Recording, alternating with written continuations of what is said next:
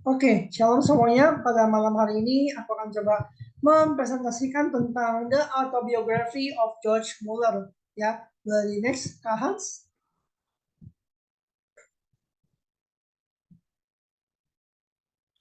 Oke, profil tokoh George Mueller ini lahir di Rusia pada 27 September pada tahun 1805 di sebuah keluarga dengan sangat terbatas ya.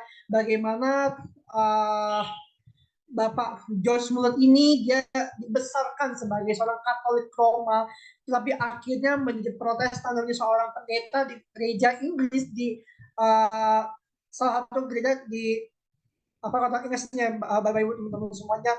Bahkan George Muller ini pun juga berpendidikan di Katedral Classical School Halberstadt ya. Muller didorong oleh rasa visi yang kuat dan keinginan untuk melayani Tuhan. Dia bertekad dan membawa Injil kepada miskin yang membutuhkan dan memulai misionaris yang bekerja di Jerman dan kemudian di Inggris ya Bapak Ibu. Kalau kita udah melihat album bukanya ini udah benar-benar luar biasa banget ya.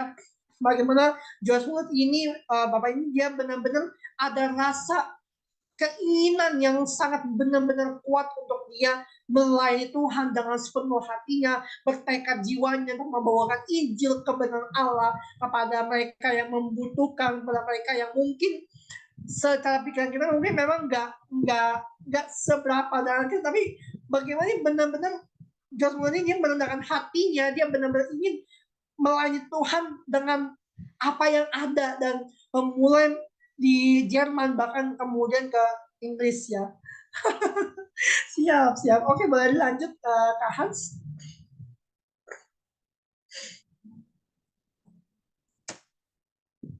Oke, pekerjaan Pak Jusman ini dia adalah sebagai pendeta bahkan sebagai direktur panti asuhannya baik ibu teman-teman semua boleh di next Kak Hans.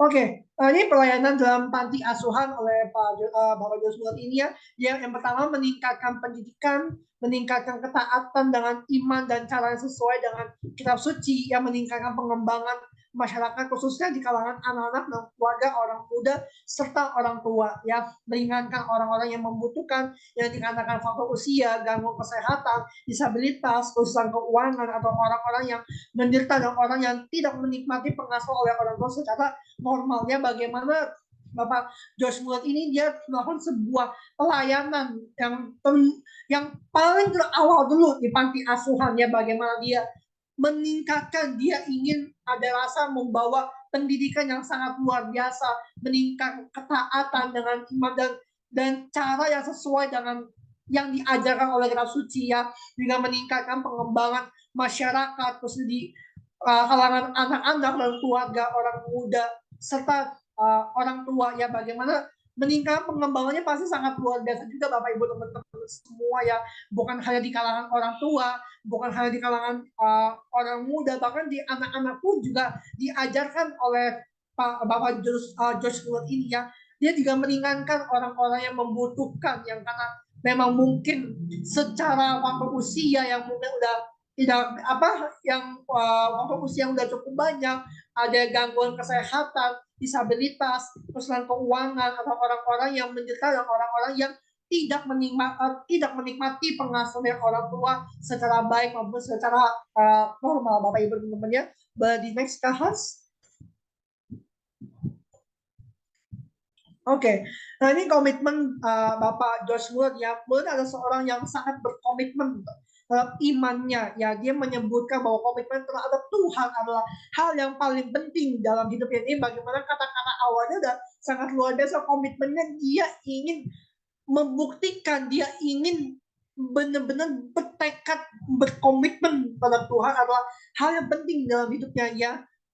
Dia juga menyebutkan bahwa dia bertekad untuk menjalankan kehendak Tuhan dan untuk menjalankan pekerjaan yang telah diberikan kepadanya. Bagaimana Bapak Joshua ini saya rasakan benar-benar dia merendahkan hatinya di depan Tuhan, bahkan dia jiwa pun dia bertekad untuk menjalankan apa yang dikehendaki Tuhan, visi misi Tuhan bagi Bapak Josh Muller, dan juga untuk menjalankan pekerjaan apa yang telah diberikan kepadanya. Ya, dia juga mengatakan bahwa dia bertekad untuk menjadi seorang yang berpikiran terbuka dan terus-menerus berusaha untuk meningkatkan kehidupan spiritualnya ya, bagaimana dia nggak berhenti belajar, dia nggak berhenti terus berpikir hal-hal yang baru, paradigma yang baru, dia berpikir hal-hal yang ingin meningkatkan spiritual dia juga meningkatkan wawasan yang ada ya. Dia juga menyebutkan bahwa Joseph ini bertekad untuk menggunakan sebagian besar waktunya untuk berdoa dan beribadah ya. Benar-benar nih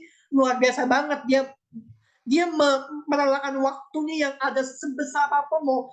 Mungkin kita secara pikiran manusia mungkin kita ini kayak kalau 30 menit tuh udah mulai ngantuk, tapi ini benar-benar luar biasa banget bagaimana Pak Joshua ini dia bertekad untuk menggunakan sebagian besar waktunya, dia nggak memandang, pokoknya udah tetap berdoa dan beribadah pada Tuhan deh. Dia menyebutkan bahwa dia bertekad untuk tidak menggunakan waktu untuk hal-hal duniawi, dan bahkan dia akan menggunakan waktunya untuk berbicara dengan Tuhan dan mendengarkan suaranya ya. Ini juga benar-benar satu hal yang luar biasa ya, bagaimana Bapak Joshua ini dia juga dia menyempatkan waktunya untuk dia bercakap-cakap, dia berbicara dengan Tuhan, dia mendengarkan suara apa yang Tuhan mau, apa yang akan Tuhan kendaki dalam kehidupan Pak Joshua ini ya. Juga menyebutkan bahwa dia bertekad menjadi seorang yang berpikiran terbuka dan terus-menerus berusaha untuk meningkatkan ya. Bagaimana seperti aku bilang, dia tidak peduli berapa jam yang ada, dia bertekad, dia benar-benar mau menyempatkan waktu selagi ada untuk dia terus mau belajar, untuk berpikir terbuka, wawasan terbuka, hal-hal yang baru, dan terus-menerus berusaha untuk meningkatkan kehidupan spiritualnya ya. Boleh di next, Kak Hans. Lalu berikutnya ada karya daripada Pak Joshua dia. Karya yang paling terkenal adalah asrama untuk anak-anak miskin di Bristol ya. Dia mengelola asrama dengan sangat-sangat baik dan berhasil menyediakan makanan, pakaian, pendidikan, dan perlindungan bagi anak-anak miskin ya, Bapak Ibu dan teman-teman. Kalau kita lihat mungkin sekarang zaman anak-anak ini ya, bagaimana Pak Joshua itu benar-benar luar biasa. Dia mengelola tempat yang ada pun dengan sangat baik. Dia menyediakan makanan, pakaian, pendidikan dan perlindungannya, bagaimana apa yang dibutuhkan oleh anak-anak pun juga Pak Joshua ini dia tahu, dia ingin mencapai semua ini ya. Dia juga mendirikan YMCA di Bristol dan mempromosikan pengalaman beribadah yang luar biasa ya. Dia juga menulis banyak buku tentang teologi dan spiritual Kristen ya. Dia juga adalah pendiri dan presiden dari Theos Scriptural Knowledge Institution for Home and Abroad. Yang menyediakan bantuan pendidikan dan materi pelajaran untuk orang-orang benar Pak. Bapak Ibu teman-teman, sorry. Oke. Kacau. Mulan juga menulis banyak buku dan menerbitkan jurnal yang menyebarkan berita tentang karya Tuhan di Inggris ya. Bagaimana Pak Joshua ini dia menerbitkan buku yang benar-benar ini karya Tuhan yang sangat luar biasa. Di Inggris ya, dia juga menjadi seorang pengajar di beberapa universitas dan sekolah-sekolah di Inggris ya. Ini benar-benar luar biasa banget Bapak Ibu teman-temannya, bagaimana Pak Joshua ini dia menyediakan waktu yang ada untuk menjadi seorang pengajar di beberapa tempat sekolah juga ya, menjadi seorang pendeta yang kuat dan berpengaruh di gereja-gereja di Inggris, dan juga menjadi seorang mentor dan dicintai dan dihormati oleh banyak orang ya. Inilah kalau kita dapat melihat Bapak Ibu teman-temannya, Pak Joshua ini dia sangat pendeta yang sangat luar biasa, hamba Tuhan sangat luar biasa.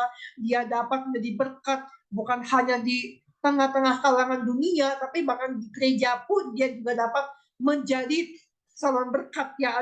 Seperti kata-kata terakhir dibilang, dia juga menjadi seorang mentor, menjadi seorang bapak rohani yang dicintai dan dihormati oleh banyak orang ya. Boleh di next, Kak Hans. Nah, ini kontribusi daripada Pak Joshua, dia telah berdampak luas di Inggris saja, seperti udah diceritakan di awal Bapak Ibu teman-temannya, membantu banyak orang miskin, membantu mereka untuk mendapatkan pendidikan dan pelatihan apapun yang mereka butuhkan ya. Juga membantu banyak orang untuk menemukan kembali iman mereka dan untuk menemukan kembali kasih karunia Tuhan. Bagaimana Pak Joshua ini dalam juga ibadah pun ingin membawa mereka untuk benar-benar membawa iman mereka untuk menemukan dan mengembalikan pada jalan kasih karunia Tuhan yang begitu luar biasa ya. Dengan karya-karyanya dia telah membantu banyak orang untuk mencapai tujuan dan hidup mereka yang untuk mencapai kemuliaan Tuhan. Fokusnya pasti semua untuk kemuliaan nama Tuhan ya. Kontribusi Pak Mulid pun juga telah membantu banyak orang untuk memahami teologi dan spiritualitas Kristen tadi yang dia membuat buku di awal ya Bapak Ibu dan teman-teman semuanya, juga membantu banyak orang untuk menemukan kembali iman mereka, menemukan kembali kasih karunia Tuhan ya. Oke, boleh di next Hans.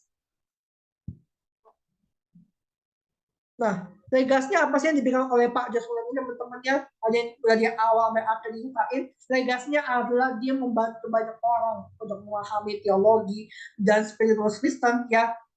Bahkan membantu banyak orang-orang untuk menemukan kembali iman mereka dan untuk menemukan kembali apa sih dikasihkannya Tuhan bagi setiap orang-orang yang benar-benar ingin membutuhkan kehadiran Tuhan, ingin merasakan apa sih yang menjadi kasih Tuhan dalam hidupnya ya.